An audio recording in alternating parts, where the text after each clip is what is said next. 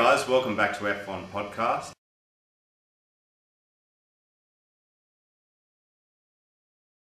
Well mate, the other news during this week has been about the FIA and their little foray into Formula One. Engine regulations, yeah, we've got to talk about it, mate. The engine regulations, what they're proposing for Formula One. Basically, you know, if you haven't read about it, well, what's wrong with you? But you know, they want to standardise engines in Formula One, and this is something that a few of you guys have commented to us about, and this is the video, mate, where we talk about it because it's come up again this week. Yeah, the FIA are looking at securing a third-party engine supplier for 2010, 2011 and 2012. I'd be very, very curious to hear all your comments about having a standard engine in Formula One, or at least a standard engine supplier in Formula One. Sorry, did you say A1 GP or Formula One? Yeah, it's sort of, it smacks of that, doesn't it? I mean, next we'll have Dallara chassis in Formula One, and they're the only things that you're going to be able to use. I mean, this.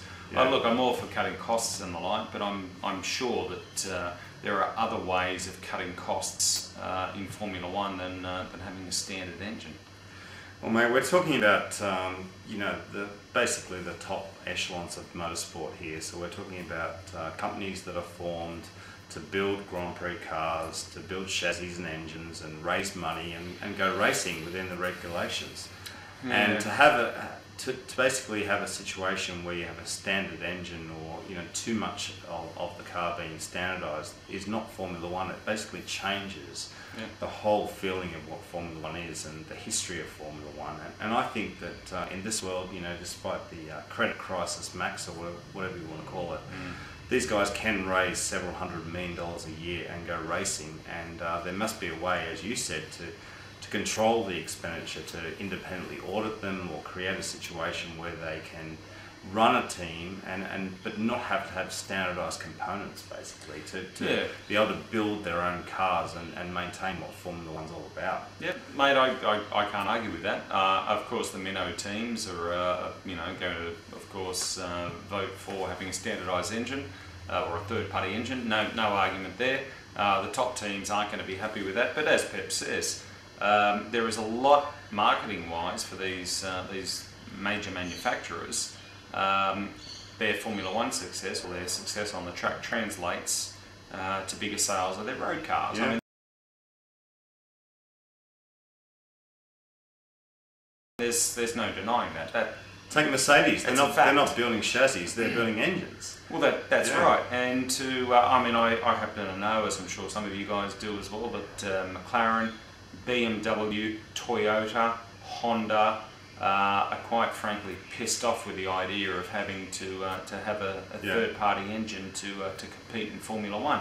Now, if I was a member, or I was the CEO of one of those organisations, and I was told that although I could still muck around with a few things, the power plant in the back of my Toyota, Honda, BMW, whatever is going to be identical. Is going to be identical to someone else, and it's not even going to be my power plant. Yeah.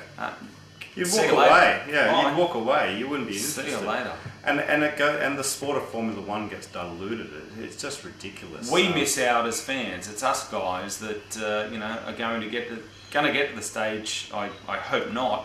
That we're going to be watching a spec series of car racing. Yeah. Same engine or same chassis or whatever the case may be. Yeah. Maybe different gearbox or whatever the case may be, but we're going to get screwed, and I really don't want to see this, quite frankly. Yeah, I mean, we want close racing, we want good racing, but at the expense of the sport, not necessarily. And I mean, there's heaps of different ways that the money can be saved. I mean, there's no doubt about it. I mean, let's start with Bernie's.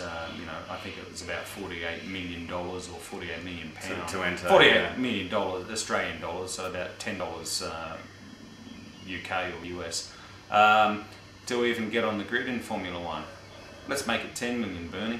I mean, you've got more money than God. I mean, you can't spend it. Yeah, bring in a few more teams. Make it more interesting for your Porsches, your VW, Audi, and your Audis, and you know, your Hyundais or whatever the case may Yeah, be. Ford, Jaguar, the list keeps going. Yeah, I mean, you bring can it in. invite a few more in and juice up the grid a little bit. And Still without compromising, Yeah. engineering excellence. so you can work, You can do stuff. there's things that you can do, but sort of maintain Formula One as it is, as a team, as Don't a make sport it a where spec you- sport.